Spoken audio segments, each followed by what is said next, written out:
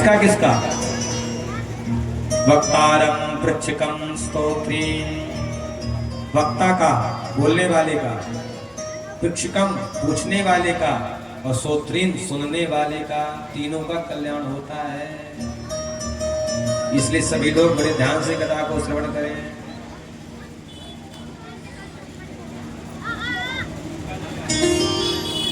भगवान श्री सुखदेव जी ने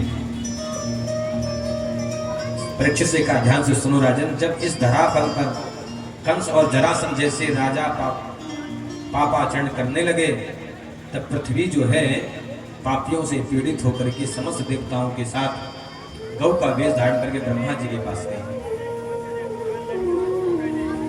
ब्रह्मा जी के साथ भगवान के पास जाकर के भगवान की आराधना करने लगे।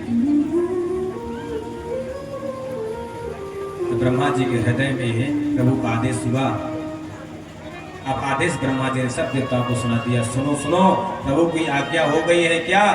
वसुदेव गृहे साक्षात् भगवान पुरुषः परः जनिष्यते तद प्रियार्थं संभवन्तु सुरस्त्रियः। भगवान वासुदेव का प्राकट्य वसुदेव के घर में बहुत जल्दी होने वाला है। प्रश्न कर दिया परीक्षित ने कि भगवान का तो जन्म मामा कंस के यहाँ कारागार में हुआ था, तो वसुदेव जी के घर में कैसे हुआ बताइए। और वसुदेव जी भी तो कारागार में ही थे ना, तो वसुदेव गृह क्यों कहा यहाँ पर? तो श्री सुखदेव जी कहते हैं, ना गृहम गृह मित्यासो गृहिणी गृह मुच्यते। ईंट पत्थरों के मकान को घर नहीं कहते हैं, घर कहकर किसको कहते हैं? गृहिणी को। इसलिए वसुदेव गृहे,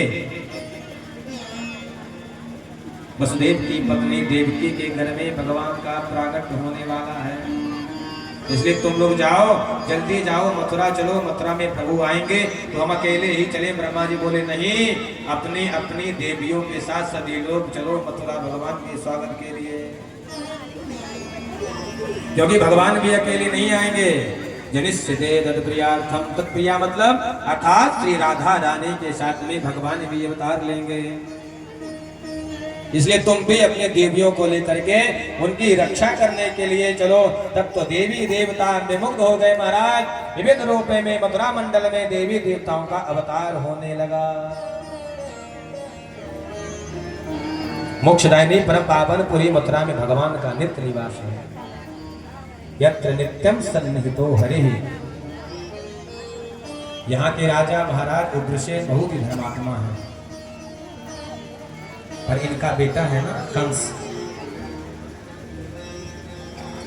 कंस बहुत ही दुष्ट है।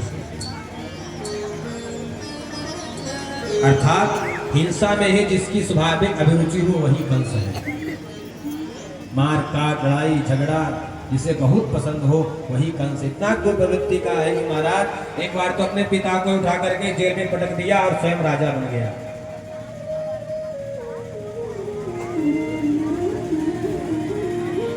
एक बार इस कंस की दृष्टि अपने चाचा देवक महाराज पर पड़ी, बेटी के ऊपर पड़ी। उसने देखा कि हमारी बहन जो है सियानी हो गई, शादी करना चाहिए।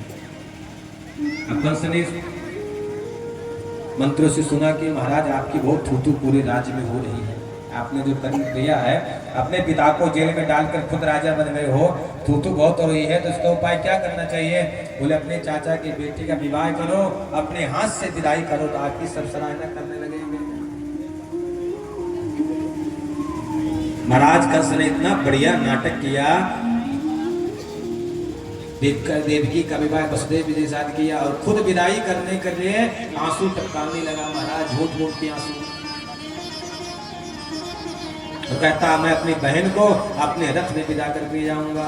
प्रजा देख देख महाराज गदगद हो गई। बोले हम तो राजा को दुष्ट समझते थे, तो कितना भला राजा हमारा, बताओ अपनी बहन का विदा अपने हाथों से करें, कितना रो रहा है बेचारा।